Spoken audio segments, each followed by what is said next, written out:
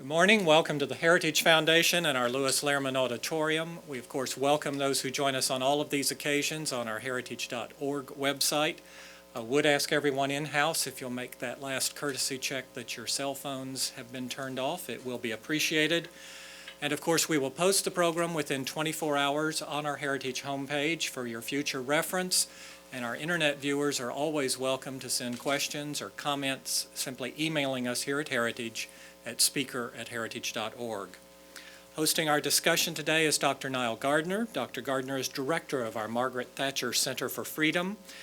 He is a leading authority on transatlantic relations. His key specialization areas include the Anglo-U.S. Special Relationship, the United Nations, post-war Iraq, and the role of Great Britain and Europe in the U.S.-led alliance against international terrorism. Prior to joining us here, Dr. Gardner was foreign policy researcher for former British Prime Minister Margaret Thatcher and advised her on a number of international policy issues. He also worked in her private office and assisted Lady Thatcher with her book, Statecraft: Strategies for a Changing World. Please join me in welcoming Niall Gardner. Niall? Thanks very much, John. Good morning. Welcome to the Heritage Foundation. It is my pleasure to introduce our speaker today, Matthew Hancock, Member of Parliament for West Suffolk in England and co-author of Masters of Nothing: How the Crash Will Happen Again Unless We Understand Human Nature. Matthew has a bachelor's degree in philosophy, politics and economics from Oxford University and a master's degree in economics from Cambridge. He spent 5 years as an economist at the Bank of England before serving as Chief of Staff to then Shadow Chancellor George Osborne. He left Osborne's office in 2010 to run for a seat in the House of Commons. Following his election to Parliament, Matthew was elected to the Public Accounts Committee and the Committee on Standards and Privileges. In September 2012, he was appointed UK Minister for Skills in the Departments of Business and Education by Prime Minister David Cameron. We're also joined in the audience today by Matthew's co-author, Nadeem Zahawi, a Member of Parliament for Stratford-on-Avon and a graduate of University College London. Nadeem was elected to Parliament in 2010, where he serves on the Business, Innovation and Skills Committee. Before entering politics, he was co-founder and chief executive officer of YouGov, one of Britain's leading market research and polling companies, and was named Ernst & Young Entrepreneur of the Year in 2008. Masters of Nothing was appropriately launched in number 11 Downing Street, home of the Chancellor of the Exchequer, where it was introduced by George Osborne. It is a thought-provoking study of the 2008 market crash, which led to the biggest economic downturn since the Great Depression, and offers practical solutions for avoiding another financial meltdown. According to Danny Finkelstein, executive editor of the Times of London, I quote, "Masters of Nothing is the best account of the crash that I've read. Hancock and Zahawi make original and powerful arguments about the crash, told through gripping stories about the real behavior of the people at the heart of it. With the anecdotal appeal of Stephen Levitt's Freakonomics, this entertaining, honest and provocative book is a must-read from two rising voices in British politics." To explain more about this highly praised book, please join me in welcoming Matthew Hancock. Matthew. Well, Niall, thank you very much indeed, and it's a great honour to be here speaking at the appropriately named Margaret Thatcher Center for Freedom at the Heritage Foundation. And the sad passing of Baroness Thatcher last month reminded, I thought, Conservatives on both sides of the Atlantic of the values that we hold in common. And I'm delighted to be contributing in my own small way to the great dialogue of ideas which has always existed between our two countries. And it's relevant today because Margaret Thatcher's view of capitalism has a very contemporary bearing, I feel, on the debate about how we fix the relationship between the financial system and the economy that it exists to support. And this is at the centre of Masters of Nothing, the book that we are launching this week. It's because throughout her life, Lady Thatcher passionately believed that capitalism was not only the most effective form of economic organisation that has ever been invented, but also the most moral. And today, the first of those points is almost undisputed, and we should all be grateful to the market liberals of West and of East, who, in freeing the peoples of the former communist bloc through thought and through deed, so liberated billions in China and India and Indonesia and beyond from grinding poverty, and proved once and for all that free markets are the greatest source of prosperity ever known to man. But that the free market is a moral force for good is less well understood. And this moral authority hinges, I think, on two crucial factors. First, that free markets are fair because reward is proportionate to effort. When markets work, those who prosper are those who work hard and risk their capital to succeed in making other people's lives, their customers' lives, better. And for most people, fairness is a form of reciprocity, that you get out according to what you put in. And for most people, this is more important than fairness as equality. And free markets make that principle real.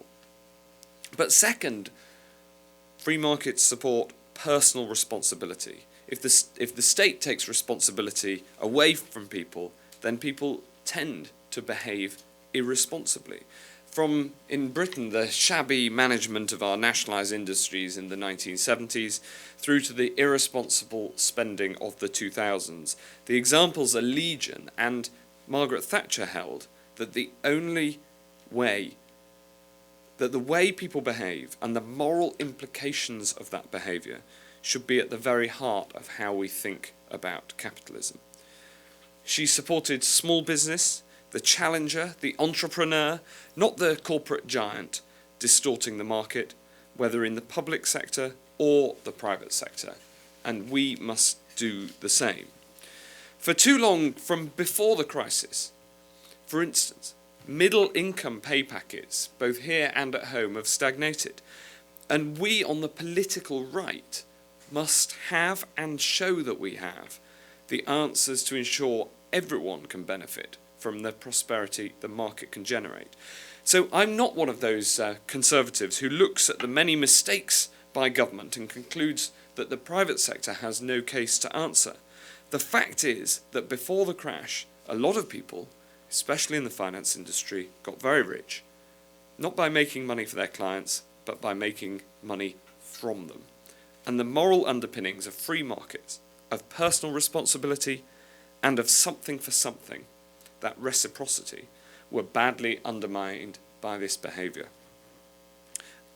And we argue in this book, Masters of Nothing, that that happened because the markets at work were not truly free. There's a story in the book about a Minnesota assistant who was investigating AmeriQuest back in 2003. He'd ordered them to hand over a sample of their loan data, and one day 10 boxes of files arrived at his office. And he pulled one out at random and found the borrower was listed as an antiques dealer. And then he went through these boxes of files, and he pulled out another and another, and every file said the same thing. Every file listed the borrower as an antiques dealer. And clearly the loans were fraudulent, but they'd already been bundled up and sold on. And you can blame government for making life easier for companies like AmeriQuest. If lending to people with poor credit has explicit political backing, then of course the AmeriQuests of this world will be able to operate with greater impunity. But by focusing solely on government's failings, there's a danger that we tacitly excuse the behaviour of the loan officers who lied on the forms and the Wall Street banks who packaged the loans up without asking the difficult questions, and the rating agencies who closed their eyes and put a AAA on the finished securities. In his famous essay, Milton Friedman wrote, "The social responsibility of business is to increase its profits." But rather too many people on Wall Street seem to have read the title and ignored the argument For Friedman goes on to say that it is the social responsibility of business to make, and I quote, as much money as possible while conforming to the basic rules of society, both those embodied in law and embodied in ethical custom. Ethical custom. Some on the right have taken the crisis as evidence that government should get out of the business of trying to manage the economy altogether. And this book very much argues that it is the role of government to recognise our flaws and all of our failings, but to ensure that we regulate appropriately rather than not at all. John Allison from the Cato Institute has recently suggested that we abolish central banking and deposit insurance and move back to a system of private money based on gold. It's an argument that you hear occasionally on the right. But in fact, we already have a system of private money because the difference between what banks take in as deposits and what they choose to lend out is indeed private money. History shows that collectively, banks sometimes make the wrong call on how much money to create, even when the individual banks have the right decision for them. And in the century or so before the Fed was founded, the US experienced 5 major banking panics with numerous smaller ones in between. The panic of 1873, which coincided with the bursting of the railway bubble, for instance, triggered a global recession which lasted for 9 years. So I'm skeptical of the idea that eliminating central banking and management of the economy is the answer to all our problems, not least because the global financial system is infinitely more complex and interconnected than in the 1870s. And indeed, in the book, we go back further and widen our perspective to look at the whole panorama of financial crises, from tulip mania to the tech bubble. And it becomes clear that there's one constant. And the constant is not central banking or deposit insurance, but the constant is human nature. At the height of the South Sea bubble in 1720, dozens of fictitious trading companies were set up to cash in on the public appetite for company stock. And in one famous example, stock was issued on behalf of, and I quote, a company for carrying out an undertaking of great advantage, but nobody to know what it is. It sold very well. And we can laugh today at the credulity of the 18th century investor and how much smarter we are now. Who ever would invest in such a product? But are we smarter? Were the purchasers of synthetic CDOs any wiser? I think the most dangerous idea in economics is the delusion that the economy exists independently of the flaws and failures of people.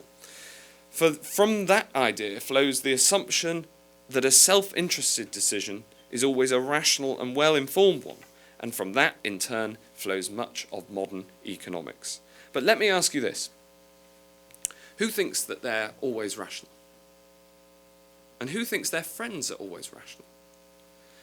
For Masters of Nothing, we asked a representative sample of the American public these questions. 48% of the American public thought that they were always rational. But only 32% thought their friends were always rational. And that rather proves the point. I, as a politician, often when I make this point, get asked, surely you think that you're always rational? And I say no. Have you ever fallen in love? Have you ever made a mistake through being tired? We all have. All humans have. And we need to base the management of the economy on that knowledge. So let me ask a second question. Imagine you're given a choice between a certain gain and the chance to gamble for more. Specifically, if I offered you $450 now, or a gamble with a 50-50 chance of winning $1,000, but an equal chance, therefore, of walking away with nothing, who would choose to take the risk? That's very telling. In this instance, 8% of the American public said that they would take the gamble, even though the expected value of the gamble is higher. But then, to demonstrate risk aversion, we changed the game around. So you either lose $450 for sure, or you gamble with half a chance of losing $1,000, but half a chance that you lose nothing. And because people don't like making a loss, in this second case, although the expected value of the certain result is actually higher, the gamble was found to be more attractive. You can sense it intuitively. 25% of the American public would choose to gamble to avoid the loss, where only 8% would gamble to make a greater gain. This is because we are naturally inclined to gamble to avoid a loss because of the very human trait of loss aversion. This loss aversion can explain why, in the critical period between 2006 and 2008, leverage ratios at Bear Stearns and Lehman Brothers actually increased after the housing bubble had begun to burst. Another example of irrationality is path-dependent decision-making. Studies of casinos and big money game shows demonstrate that past gains exert a powerful influence on decisions made in the present, even when the odds have changed. It's the chemical rush we find from the physiology literature. The chemical rush of a big win means a high roller will rarely quit while they're ahead. You might think there's no analogy to be drawn between Wall Street and impulsive game show contestants, but AIG's entire business model was premised on the idea that US house prices would continue to rise in the future as they'd done in the past. Psychologists know about these cognitive biases and have known about them for decades. The problem is that nobody told the economists. And rather than confront the messy and subjective reality of how people actually behave, economists clung to the spurious objectivity of mathematical modelling based on invalid assumptions. Now, none of this would matter so long as markets as a whole were rational, even when individuals are not. But this doesn't square with what we know of group psychology. Being a highly social species, we humans are not, and we're naturally inclined to follow the herd. In November 2008, Her Majesty the Queen was asked a group of eminent economists at the London School of Economics, why didn't anyone see it coming? But some people did see it coming. The problem was that no one in a position to act wanted to listen. In the UK, Sir Andrew Large, then Deputy Governor of the Bank of England, made a series of speeches warning of an over-leveraged financial system which had grown so big and complex no one knew where the risks truly lay. Here, Nouriel Roubini predicted the bursting of the housing bubble and the global recession that had followed. Ramajan Rajan, the chief economist at the IMF, spoke out at Jackson Hole of the dangers of an out-of-control bonus culture fueling irresponsible risk-taking on an unprecedented scale. In all three cases, they were either derided or ignored by the global economic establishment. And again, this is common in psychology, and the lessons from psychology need to be brought into economics. I don't know how many of those in the audience or watching are big mountaineers. But if you ever go up a big mountain, the psychology literature offers some important advice. Don't go in a big group. Mountaineering groups of more than 4 are more likely to suffer fatalities.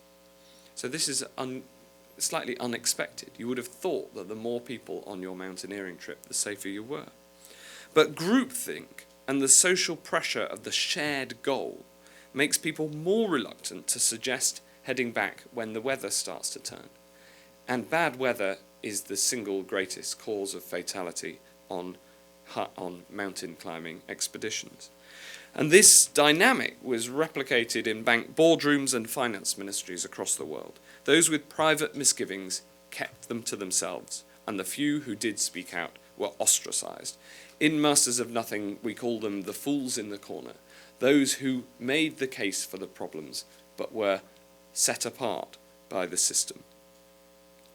So if we accept that the roots of financial crises lie in human behaviour, What should we do about it? And what should government do? And after all, we can't legislate away human irrationality and foibles, otherwise many of the problems of the world would have been solved.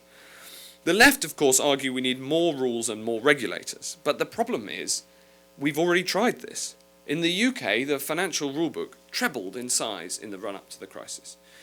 US government spending on financial regulation has increased from $725 million in 1980 to over $2 billion in 2007.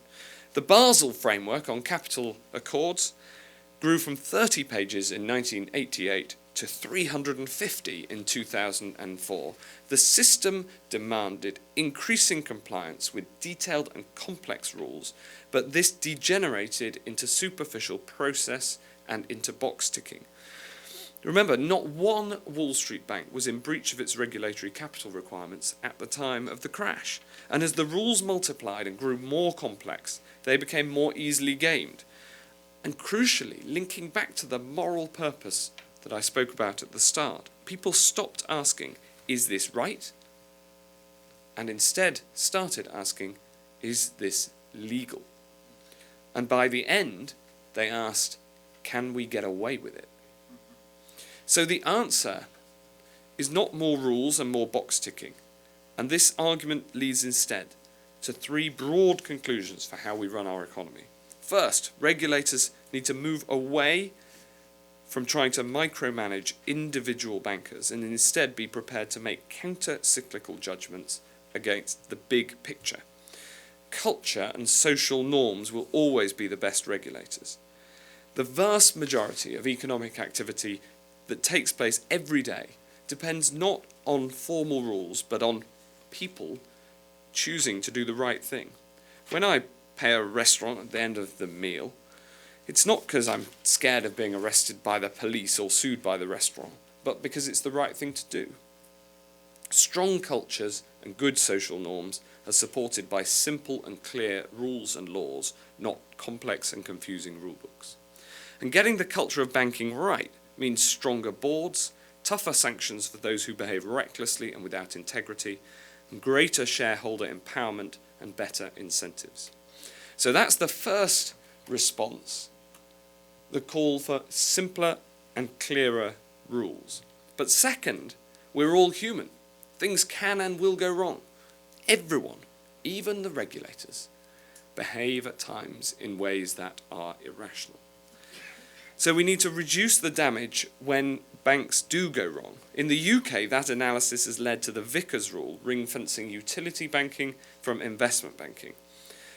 All markets exist in a framework. The rule of law, of contract, and of tort are all vital for markets to work and to be truly free. And finally, we as conservatives, as supporters of free markets, need to recognise human behaviour for what it is. Make sure the rules of the game free us from the overmighty, whether in banking or energy or government, and support the challenger, the competitor, the entrepreneur, and the innovator, whether the business startup or the aspiring homeowner. Mrs. Thatcher was on the side of the insurgent, and so must we be. For it's from them that the liberty and future prosperity of our great nations will once again spring. Thank you very much.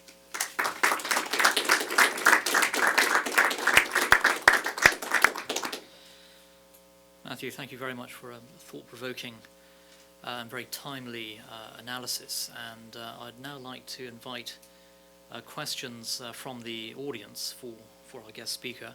And if I may take the liberty of asking the first question, Matthew, switching gears slightly over to Europe, an issue very close to Lady Thatcher's heart, and bearing in mind the tremendous financial turmoil taking place at the moment within the Eurozone.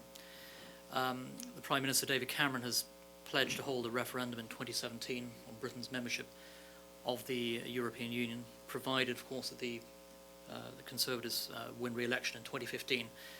And Cameron has pledged to renegotiate Britain's relationship with the EU, to seek urgent reforms within the European Union. Is this, in your view, a a viable strategy? Can you indeed reform the European Union? Can you make it work effectively? Can you advance national sovereignty within the EU? Can you go against the tide that is being pushed forward by the French and the Germans towards ever closer union? Well, thank you very much. You picked up on an element of the book which I didn't mention in the speech, but which is also important. Britain's relationship with the EU, which has been based on a referendum on the entry into and staying within the common market in the 1970s, we believe needs to once again be resolved. And with the euro crisis, we were talking about the irrationality of human beings, and now we come on to the euro crisis. There are some parallels. The euro crisis means that there is an inevitable drive within the eurozone for some closer collaboration, and I understand that because they have a monetary union. But the UK does not want to be part of that monetary union. However, the trading relationship with the EU is a beneficial one to the UK. So we've set out a clear strategy to renegotiate our relationship based more on trade, and then put the results to the British people in a referendum. And I have every confidence that the Prime Minister, not least because there will be a referendum at the end of that process, will be able to negotiate a good settlement. And we're at the moment in the process of assessing what the balance of competencies between the UK and the EU is, and then we'll set out what we seek to renegotiate, and then put the results of it in a referendum. And I think it's a very clear strategy to get us to the position where we get the best from the EU and have a positive trading relationship, but allow them to go on with the necessary changes they need to make, of which we don't want to be a part. Thank you. Yes, a very persuasive thesis. A very persuasive thesis, but I would ask you to maybe re-examine your example to prove how free markets also lead to bubbles, which of course they do, but the one you chose, the 1870s railroad bubble, the government was all involved in railroads. Not to mention, giving them free land and various other subsidies. So the government was very much behind that bubble. So might just choose a better example.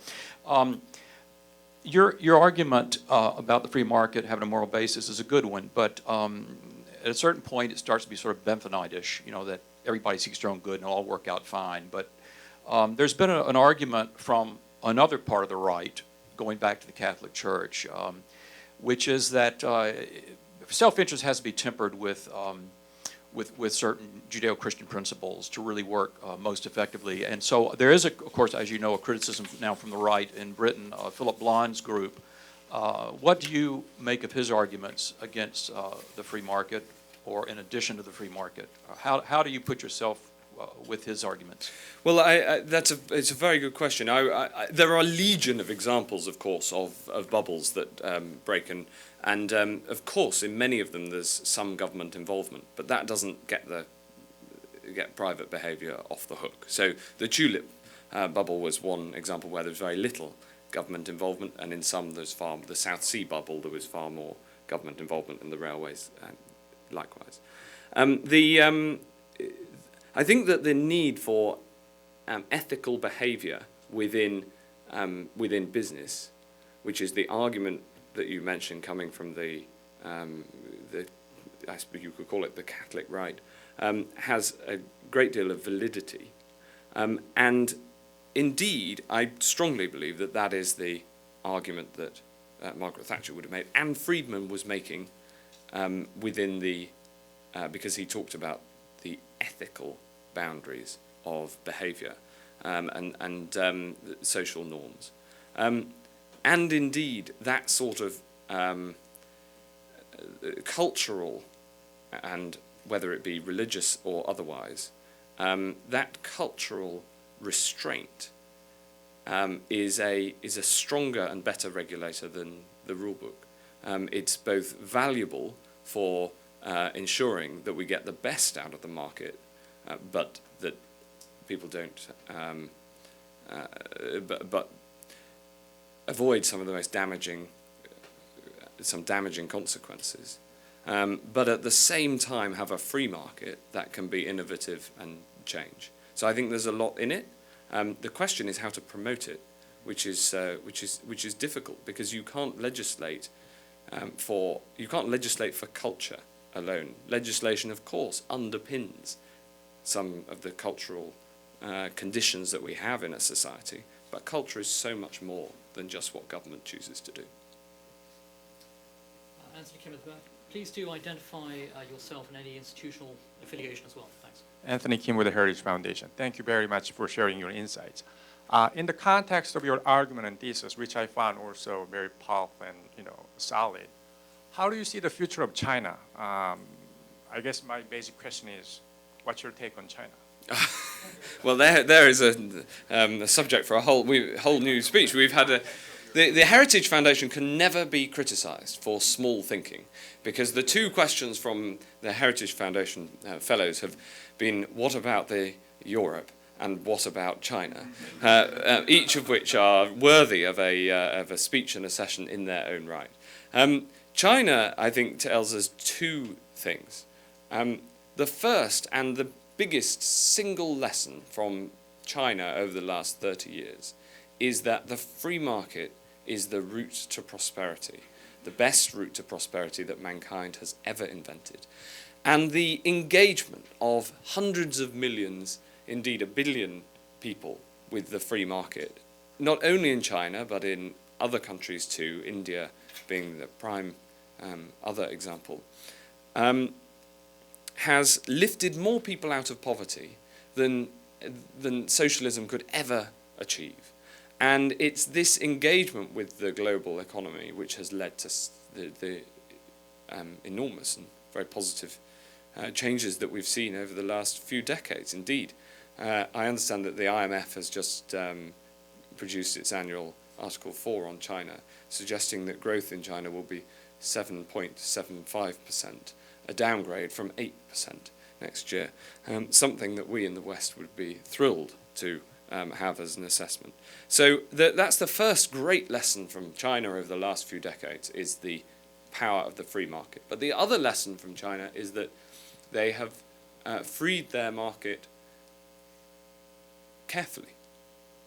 And they have insisted, in contrast to some of the Eastern Bloc in the early 1990s, that whilst they free their market, they try to promote competitive markets and not, as much as possible, collapse into oligarchy. And the lesson there is that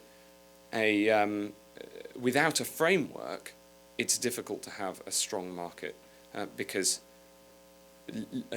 this is emphatically not a libertarian doctrine. It's a doctrine for the strong framework within which free markets can operate. Gentleman over there. Samar Chatterjee from Safe Foundation. I think your conclusion was right, that the crash was, the basic cause was human behavior. Now, an analysis of that would be that the foreclosure bubble, which caused one of the major causes of that crash, the Bush administration ran a bad management of the human behavior, and there is some criminality there. And then comes the Obama administration, the left. That was the right one. The left, they don't see any problem. Another criminal group of the left kind of endorses it, and it's kind of criminal square. So where is that, your theory that the best would come out of all this human behavior interaction? We saw the left, we saw the right, and we're in a pretty much bad shape. The thesis that human behavior is essentially behind the crash, and the dangers of the flaws in and failures of all humans, is not one that limits the critique to the private sector. And I think in order to get things right, we need, especially as policymakers, to show humility about the ability of systems to get things perfectly right. Whether that's in, I've talked a lot about private sector behaviour, but regulator behaviour of politicians and policymakers, of those who are designing and implementing regulation. All of these systems are designed by human beings, and we are all flawed and fallen creatures. So making sure that the system can, when the inevitable failures, both whether in the private or the public sphere, when the inevitable failures happen, that the system is as least damaging as possible is a very important conclusion. And really it's a thesis for humility, and the humility, not least, of political leadership, which is something that I try to practice, although I am myself flawed in my ability to practice it.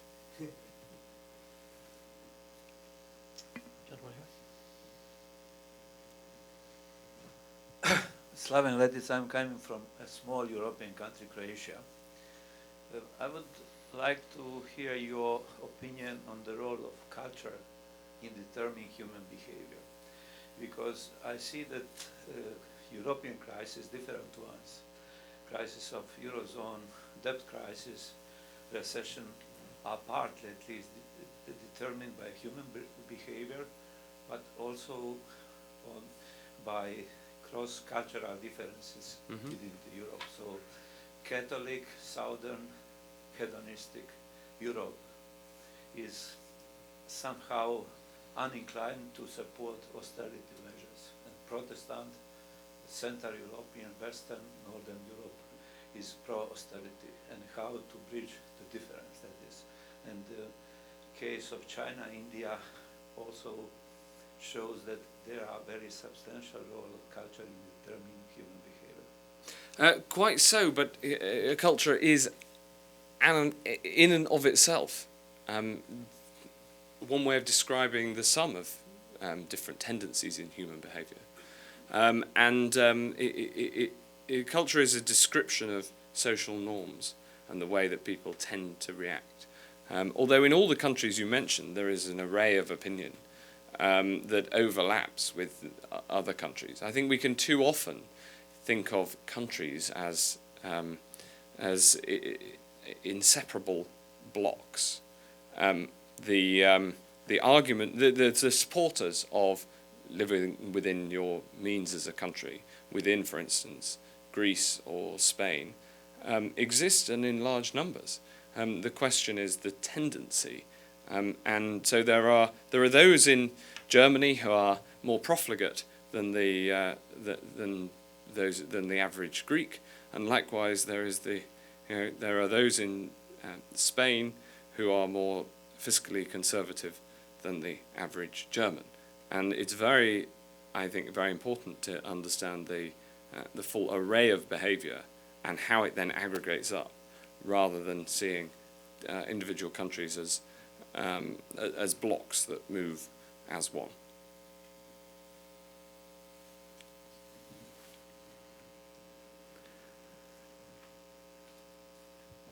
My name is John Byrne from the University of Notre Dame. You mentioned a lot of concepts from psychology. Do you see the emergence of psychology in business? Should there be psychologists in those boardrooms and working with business leaders to effect change? Yes, absolutely. This is one of the most enjoyable parts of writing the book. Was as an economist, I call myself an ex-economist, because I used to be an economist. I used to be an economic forecaster, and my goodness, if you want to be a flawed individual, you only have to look at the results of economic forecasts. But I think one of the most exciting things that's happening in policy development is the introduction into economics of different studies, different subjects. You mentioned psychology, that's important, but physiology is also important. There's some wonderful research on the impact of women on trading floors. if you have a trading floor that is almost entirely men, then the adrenaline and testosterone levels in the bloodstream of the traders is higher. And in order to get the same adrenaline hit, they need to take over time bigger and bigger risks, because as with most drugs, with adrenaline, if you take the same size hit, you have a less of an impact over time.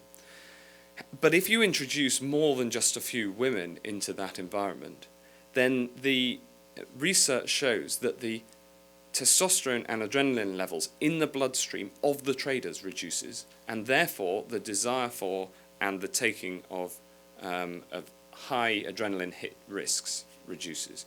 So we need to, in order to understand economics, we need to understand human behavior, and to understand human behavior we should use all of the research from all sorts of different disciplines, not just psychology, but in this case physiology as well.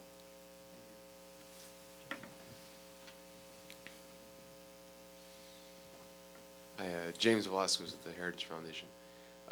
Maybe this is because I've been reading some John Dewey lately, but one of the things that he argues for as a big part of liberalism, as liberalism is going to grow and mature, he's writing in the mid-30s, he says that liberalism has to start incorporating things like psychology and physiology into lawmaking. And his argument is that, you know, we liberals have done a bad job putting this into policy. So as we're talking about, say, having more women on the floor, I mean, why is it somehow an inherently conservative position that maybe as we use these sciences and these sciences mature, they don't necessarily become, say, you know, a title to make a law saying, well, you want, you know, this many women in the room where X or Y is going on. What separates this conservative use of psychology from maybe the liberal use? Well, I think that using different disciplines and all of the science that is at our behest isn't a particularly conservative or liberal approach at all. My argument from a conservative point of view is for the need to make sure that free markets operate and operate therefore in a framework, and that we understand properly human behavior. And one of the essences of conservatism throughout time is that we understand the realities of the world and change it where necessary in reflection of those realities, rather than having dewy-eyed views of what ought to be, irrespective of how people are. And the inherent conservatism in this argument is a Burkean conservatism, if you like, based on the realities of people and the need best to preserve the best and embrace the best of the new. For instance, it's an argument in favor of institutions and the importance of institutions, because institutions attract loyalty and attract a steadfastness that helps to lean against some of the irrationalities of humanity, and that again is an essentially conservative position. Just have to ask you a follow-up question, if you don't mind. You indicated that bringing women into stock market might moderate risk-taking, but Las Vegas uses it totally in the opposite direction. You know, they bring in women who would increase drunkenness and higher risk. Yes, that's a very good point that I haven't. You always learn something new at any of these presentations. It's a very good point that in that case women are brought in order to heighten testosterone and adrenaline. I was thinking of women being brought in to trading floors as an equal to men, rather than being brought in order to serve the drinks. That is, if I didn't make that clear first time round, then I want to absolutely put on the record with as much clarity as I can muster. Baker Spring with the Heritage Foundation. I'd like you to put your hat on as economic forecaster. Here in the United States, the Federal Reserve has gone into considerable risks, in my judgment, with regard to quantitative easing. What do you think the prospects are for emerging from this monetary policy without a serious bout of inflation and ultimately economic negative economic outcome as a result of it? I think that there are good prospects. The economic strategy we're pursuing in the UK is based on tight fiscal and loose monetary policy, and alongside supply-side reform. And we judge that that is the best way to come through the crisis. The need for demand management through both the automatic stabilizers, which in fiscal policy, which in the UK are larger than in the US, and also through active monetary policy to offset the direct effects of tightening fiscal policy, we judge to be important. So in central banking, these things are always based on a judgment of risks. As an active politician and minister, I would be loath to criticize or even comment on the independent judgments of monetary policy. But the strategy is clear and I think consistent with getting through this whilst supporting the economy as much as possible, whilst also dealing with our debts and ensuring that inflation is kept under control over the medium to longer term. And indeed, in the UK, the quantitative easing has offset a tightening of balance sheets of the major banks, and so if you look at the effect on the ground of quantitative easing, the money supply growth has recently ticked up and started to become positive, and that's happened at the same time as a strengthening of confidence and improvement, broad improvement in the economy, and many people would think that those two things were linked. So I'm an optimist, and so long as unconventional and loose monetary policy is part of a broad plan and a strategy.